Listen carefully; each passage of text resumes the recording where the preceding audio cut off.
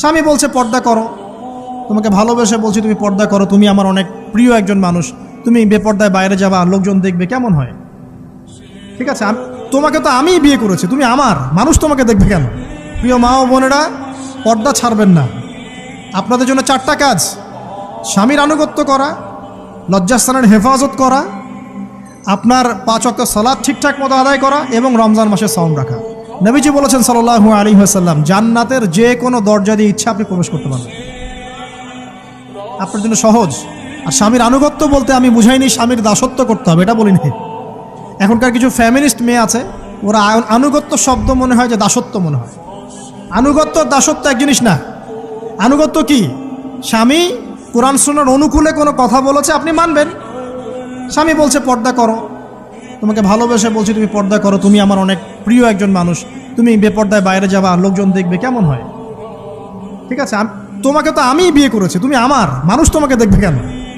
ঠিক আছে, তো এখন স্বামী ভালো কথা বলেছে, আপনি শুনলেন, এটা আনুগত্য।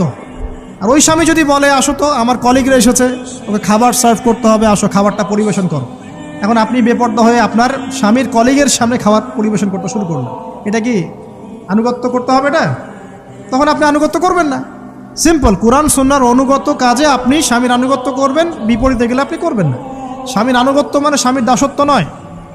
আর এই হাদিসটা আপনি কেন ভুলে যান যে আল্লাহ রাসূল সাল্লাল্লাহু আলাইহি ওয়াসাল্লাম বলেছেন, আল্লাহ ছাড়া যদি কাউকে সেজদা করা যেত, সম্মান বুঝাচ্ছেন, আল্লাহ ছাড়া যদি কাউকে সেজদা করা জায়েজ হতো, আমি মেয়েদেরকে বলতাম যেন স্বামীকে সেজদা করে। কেন? কারণ আপনাকে রেসপন্সিবিলিটি, আপনার খাবার, আপনার ফুড, আপনার শেল্টার, আপনার মানে পুরো দায় দায়িত্ব নিজের হাড় ভাঙা পরিশ্রম দিয়ে, জীবনের ঝুঁকি নিয়ে স্বামী আপনার জন্য করে। সে আপনার সম্মান পাওয়ার যোগ্য তো? সে কি আপনার সম্মান পাওয়ার যোগ্য নয়? আপনি যদি সম্মানের হক আদায় না করতে পারেন তাহলে আপনি অকৃতজ্ঞ। আর অকৃতজ্ঞ মেয়ে কখনো জান্নাতে যাবে? একটা হাদিসে আছে, বেশিরভাগ মেয়ে জাহান্নামে যাওয়ার অন্যতম কারণ হচ্ছে তারা স্বামীর সাথে কুফরি করে। কি করে? মানে সারা জীবন স্বামী ভালোবেসে যায়, ভরণ পোষণ দিয়ে যায়, সব চাহিদা পূরণ করে যায়, একদিন দেখবেন কথা কাটাকাটি হয়েছে, ওই দিন বলে বসবে যে তোমার কাছে আমি কিচ্ছু পাই নাই সারাদিন। এই যে কুফরি, এই কারণে তারা জাহান্নামে যেতে পারে বেশি। আল্লাহ হেফাজত করুন। আমি আরেকটা কারণ হচ্ছে যে বেপর্দা।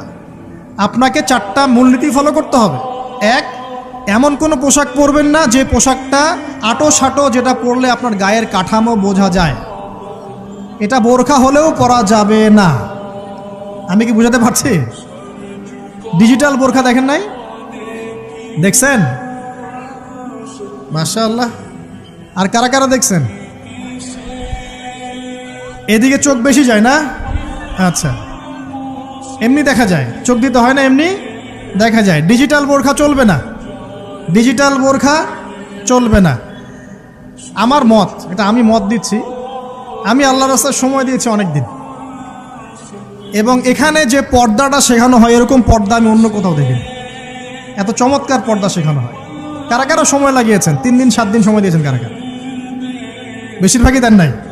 সমস্যা নাই, দিতে হবে, আমি বাধ্যতামূলক বলিনি আপনাকে।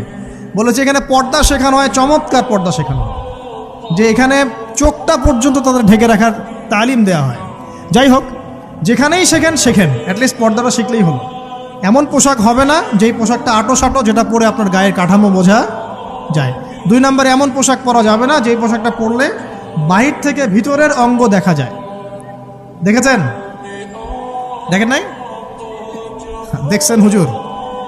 আচ্ছা, আপনারা তো সব দেখেন দেখি। তারপরে 3 নাম্বার, এমন পোশাক পরা যাবে না যেটা অমুসলিমদের সাথে সাদৃশ্য আছে। কথা বুঝতে পারছেন? অমুসলিমদের ধর্মীয় বিষয়ের সাথে সাদৃশ্য আছে এমন পোশাক মুসলিম মেয়েদের পরা যাবে না। এর মানে এই নয় যে অন্য ধর্মকে আপনি আক্রমণ করবেন, এটাও নয়।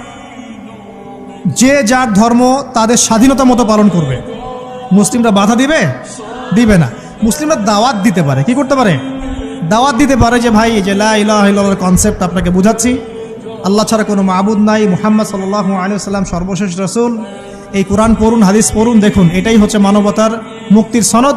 এরপর যদি সে ইসলাম কবুল করে আলহামদুলিল্লাহ, যদি না করে এর হিসাব কে দিবে? সে নিজে দিবে। এর হিসাব কি আমাকে দেওয়া লাগবে? দেওয়া লাগবে না। তো অমুসলিমদের সাথে সাদৃশ্য আছে এমন পোশাক চলবে না। আর 4 হচ্ছে, পুরুষরা মেয়েদের পোশাক পরতে পারবে না মেয়েরা পুরুষদের পোশাক পরতে পারবে না। জি, আপনাদেরকেই বলছি, আপনারা জিন্স পরতে পারবেন না, মেয়েদেরকে বলছি, এবং টি শার্ট পরতে পারবেন না। আপনারা ওই যে যা ইচ্ছা তাই ড্রেস পরে বলবেন যে হাজার বছরের সভ্যতা সংস্কৃতি, এসব বাজে কথা চলবে না এখানে। এটা হাজার বছরে কোনোদিনও আমাদের দাদা নানিরা এগুলা কখনো পরে নাই। পড়ছে? আপনার দাদি কখনো এরকম পরছিল শাড়ি? তো যে বললো হাজার বছর থেকে পরে আসতেছে নাকি। সুবহানাল্লাহ। তো এখানে বিষয়টা হচ্ছে পুরুষ মেয়ের পোশাক পরতে পারবে না, মেয়ে পুরুষের পোশাক পরতে পারবে না। আমি খুব সংক্ষিপ্ত করে আপনাকে কোরআন সুন্নাহ থেকে 4টা মূলনীতি বলে দিলাম। এই 4টা মূলনীতি কোরআনেও আছে, হাদিসেও আছে। আসেন, এই যে নারীর অবমাননা, এই বিষয়টা আইয়ামে জাহিলিয়াতে যেমন ছিল, এখন দেখবেন আরো বড় পরিসরে এসেছে। আসে নাই? এই যে ফ্যাশন শো, দেহের প্রদর্শনী, বিভিন্ন ফিল্মস দেখবেন, ফিল্ম ইন্ডাস্ট্রিজে দেখবেন, মিউজিকে দেখবেন, পর্নে দেখবেন, মেয়েদের দেহটাকে নিয়ে ব্যবসা করা হচ্ছে। আগে তো না হয় কন্যা সন্তান হলে জীবন্ত পুঁতে ফেলতো নাকি, এখন যদি গর্ভের বাচ্চা মেয়ে জানে, অনেকে আগেই মেরে ফেলায়। বোঝেন নাই মনে হয়? অনেকে যদি জানে যে গর্ভে মেয়ে সন্তান আছে, আগেই মেরে ফেলায়। এমন অনেক দেশ আছে, আমি নাম বলছি না দেশের সঙ্গত কারণে, যে সেই দেশে এরকম মেয়ে সন্তানকে এই যে খালাস করে ফেলার, নষ্ট করে ফেলার, ভ্রূণ নষ্ট করার আলাদা ক্লিনিক আছে, আলাদা হসপিটাল আছে। বলে নাউজুবিল্লাহ। তো আসলে ওই 1450 বছর আগের মানুষটা বেশি বর্বর ছিল না আমরা বেশি বর্বর? এই অধিকারের কথা বলে বলে আমরা মেয়েদের দেহটাকে নিয়ে এখন মস্করা করছি, তামাশা করছি। সবচেয়ে সেরা অধিকার কোথায় পাবে? কোরআনে পাবে, হাদিসে পাবে, ইসলামে পাবে। তার পর্দা নিশ্চিত হবে, দেহ সেফ থাকবে, তার ইজ্জত নিশ্চিত হবে, ইজ্জত সেফ থাকবে, তার সম্মান সেফ থাকবে, তাকে রাজরানীর মতো স্বামী বাসায় রাখবে, কারণ সে হচ্ছে তার কাছে সবচেয়ে মূল্যবান প্রিয় বস্তু। শুধু তাই নয়, সম্পত্তির অধিকার তাকে দিতে হবে। একজন মেয়ে তার ভাইয়ের সম্পত্তি পাবে, তার বাবার সম্পত্তি পাবে, তার স্বামীর সম্পত্তি পাবে, সব দিক থেকে সে সম্পত্তি পাবে। আর একজন ছেলে কিন্তু সব দিক থেকে সম্পত্তি পাবে না। এই বিষয়গুলো যখন এক শ্রেণীর মানুষ বোঝে না, তখন ইসলামের বিরুদ্ধে অহেতুক প্রোপাগান্ডা চালানো শুরু করে। সবচেয়ে সেরা সম্মান রক্ষার উদাহরণ দেয়া হয়েছে ইসলামে, কোরআনে এবং হাদিসে। এই কথাটা আপনাদের মা বোনদেরকে বোঝাবেন, তবে নম্রতার সাথে বোঝাবেন, কারণ উচ্চবাচ্য করলে তারা কথা শুনবে না। আর আল্লাহ রাসূল সাল্লাল্লাহু আলাইহি ওয়াসাল্লাম বলেছেন, কিছুটা বাঁকা হাড় দিয়ে তাদেরকে তৈরি করা হয়েছে। যদি আপনি শক্ত করে চাপ দিতে যান তাহলে ভেঙে যাবে, আর যদি আপনি ওই অবস্থায় ছেড়ে দেন তাহলে বাঁকাই থেকে যান। এখানে আপনাকে হিকমা অবলম্বন করতে হবে। আল্লাহ পাক তৌফিক দান করুন। একটা বিষয় বলছিলাম, ওই যে শিরকের পাপ এখন গ্লোবালাইজেশন হয়েছে না, ওই সুদের পাপ এখন গ্লোবালাইজেশন হয়েছে না। গ্লোবালাইজেশন বোঝেন? মানে বিশ্বায়ন, পুরো বিশ্বে ছড়িয়ে পড়েছে না। আর একটা হচ্ছে এই যে মেয়েদের অবমাননা, এটা সারা বিশ্বে ছড়িয়ে পড়ে নাই? আচ্ছা, আর দুটা বলবো, এরপর বলে আমি শেষের দিকে যাচ্ছি। আসেন, একটা হচ্ছে মাদক। আইয়ামে জাহিলিয়াতের অন্যতম সেরা পাপ ছিল কি? মাদক। ওই যে বলছেন জাহিলি যুগ, কেন বলছেন জাহিলি যুগ? বিকজ ওইখানে মাদক খেত মানুষ বেশি। এখন বলেন, ওখানে না হয় মক্কায় মাদক খেত মানুষ, এখন সারা বিশ্বে মাদক ছড়িয়ে পড়ে নাই? বেশি না কম? এখন এই যে নতুন নতুন মাদক আসছে, ইয়াবা, আরও নাকি কি কি আসছে নতুন নতুন, আমরা নামও জানি না। এই যে গাজার নাম জানি, ফেন্সিডিলের নাম জানি, আর কি কি আছে, হিরোইন বলেন, আর দু একটা, আফিম, আর কি আছে? হ্যাঁ, রেন্ডি, সুবহানাল্লাহ, এই নামও কখনো শুনি নাই আমি। আচ্ছা শোনেন, বিষয়টা হচ্ছে, দেখুন, এই বিষয়টা কি হালাল না হারাম? আচ্ছা, এটাকে যদি আমরা হালাল করে নেই তাহলে কি হবে? কুফরি হবে না শিরক হবে? শিরক কুফর দুটোই হচ্ছে। কিন্তু এখন মক্কার কিছু মানুষ মাদক খেয়েছে বুঝলাম, আল্লাহ রাব্বুল আলামিন ধাপে ধাপে এখান থেকে বের করেছেন। প্রথমে বলেছেন মদ খেয়ে নামাজের ধার কাছে যেও না। হ্যাঁ, তারপরে বলেছেন এই যে মাদকে কিছুটা উপকার আছে কিন্তু বেশি ক্ষতি। তারপর বলেছেন খেয়ে নামাজের কাছে যেও না। তারপর ধাপে ধাপে শেষের দিকে এসে আল্লাহ পাক বলেছেন যে এটাকে ছেড়ে দাও। সূরা মাইদায় পড়ে দেখেন, এটা শয়তানের কাজ। তখন সাহাবায়ে কেরাম রাদিয়াল্লাহু আনহুম পুরোপুরি মাদক থেকে নিজেদেরকে মুক্ত করলেন। এরপরে কি কখনো তারা মাদক ছুঁয়েও দেখেছেন? বরং মাদক দ্রব্য সেবন করলে 40টা লাঠি বেত্রাঘাত করতে হয়, ইসলামিক শাস্তি। কয়টা লাঠি? আর উমর রাদিয়াল্লাহু আনহুর সময়ে 40 লাঠিকে বাড়িয়ে 80 লাঠি করা হয়েছিল। কত লাঠি? 80 লাঠি কিন্তু আরও একটা পাপের শাস্তি আছে, বলবো? অপবাদ, এখন যেটা বেশি দেওয়া হয়, অপবাদ, মিথ্যা অপবাদ, সতী সাধী নারীর উপরে মিথ্যা অপবাদ, এর শাস্তি হচ্ছে 80 লাঠি। আবার 100 লাঠির শাস্তি আছে, 100 লাঠি। এটা কিসের জানেন? জিনা, জিনা। এই যে যারা করছেন, এর শাস্তি হচ্ছে 100 লাঠি, তাও জনসমক্ষে দিতে হবে, গোপনে না। আর 1 বছরের জন্য এলাকা ছাড়া করতে হবে। রজম একটা শাস্তি আছে, রজম। এটা কি? রজম মানে পাথর নিক্ষেপ করে হত্যা। এটা তো বর্বর, তাই না? অমানবিক, মধ্যযুগীয়। এসব কথা শুনছেন না? শোনেন, কিছু কিছু বিষয় আছে যে বিষয়গুলো করার পরে এই পৃথিবীতে মানুষ বেঁচে থাকার অধিকারটা হারিয়ে ফেলে। কথা বুঝতে পারছেন না? কিছু কিছু পাপ আছে, এগুলো করলে পরে মানুষ এই পৃথিবীতে বেঁচে থাকার অধিকারটা হারায় ফেলে। যেমন কোনো বিবাহিত ব্যক্তি যদি জেনা করে, নাউজুবিল্লাহ, কোনো ছেলে যদি কোনো ছেলের সাথে যৌন সম্পর্ক করে, সমকামী করে, বা এটাকে যেটা গে মানে যেটা কি বলে, সমকামিতা, ঠিক আছে, এই কাজ যদি কেউ করে, নোংরা কাজ যদি কেউ করে, কোনো মেয়ে যদি কোনো মেয়ের সাথে এরকম কোনো কাজ করে, একই পাপ। এইসব পাপ করলে পরে এই পৃথিবীতে বেঁচে থাকার অধিকারটা সে হারিয়ে ফেলে। কথা কি বুঝতে পারছেন? আচ্ছা, তখন শাস্তি হচ্ছে আল্লাহ রাব্বুল আলামিন পাথর নিক্ষেপ করে হত্যা করতে বলেছেন।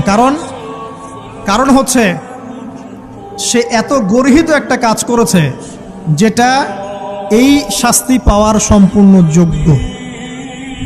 এবং কওমে লূত নামে যে কওম ছিল, ওই কওমটাকে আসমানে উঠিয়ে আল্লাহ পাক পাথর বর্ষণ করে এভাবেই শেষ করে দিয়েছে।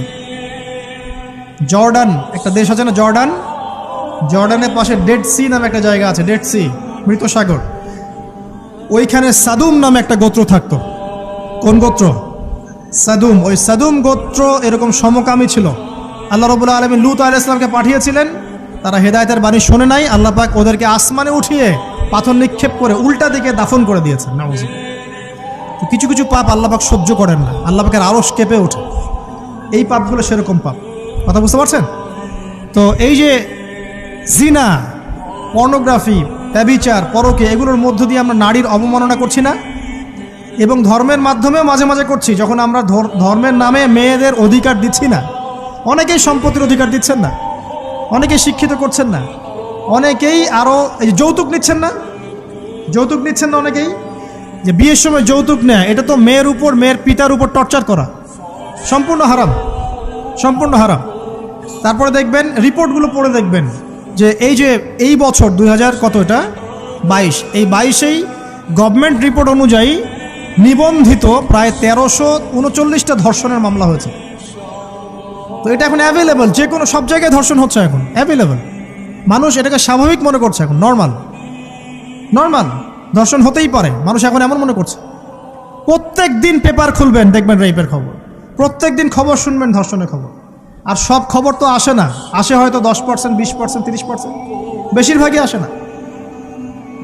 এলাকায় মোড়ে মোড়ে দেখবেন, গ্রামে গঞ্জে শহরে বন্দরে খালি ইফটিজিং, ইফটিজিং দেখবেন, খালি ইফটিজিং। মেয়েদেরকে যৌন হয়রানি করা হচ্ছে, বাসে, অটোতে, টেম্পুতে, সব জায়গায়। বাসের মধ্যে মেয়েকে রেপ করে ফেলা হচ্ছে। একটা বাচ্চা মেয়ে যে বোঝেও না যে সেক্সুয়াল বিষয়গুলো কি জিনিস, ওকেও রেপ করা হচ্ছে। এই যে মহামারী, আপনি তো বুঝতে পারছেন না যে আমরা কোন সমাজে আছি। এই সমাজে আপনার মেয়ে তো সেফ না, আমার মেয়ে তো সেফ না। আমার মেয়ে, আপনার মেয়ের ভবিষ্যৎ কি হবে, এর ভবিষ্যতের নিশ্চয়তা কে দিবে? আপনার মেয়ের ইজ্জতের ভবিষ্যতের নিশ্চয়তা কে দিবে? এই নিশ্চয়তা দেওয়ার মতো মানুষ কোথায়, নেতা কোথায়? কারো ঘরের স্ত্রী, কারো ঘরের বোন, কারো ঘরের মেয়ে এখন সেফ না। বাসে, ট্রাকে, ট্রেনে, অটোতে, সব জায়গায় হতে পারে। আর এগুলোকে আমরা প্রমোট করছি, এখন নগ্নতাকে প্রমোট করছি, পর্নকে প্রমোট করছি। এই নগ্নতা, পর্ন, এসব দিয়ে মানুষের মাথাটাকে পুরো জানোয়ার বানিয়ে ফেলা হয়েছে। পর্ন দেখাতে দেখাতে ছেলেদের মাথাটাকে জানোয়ার, পশু বানিয়ে ফেলা হয়েছে।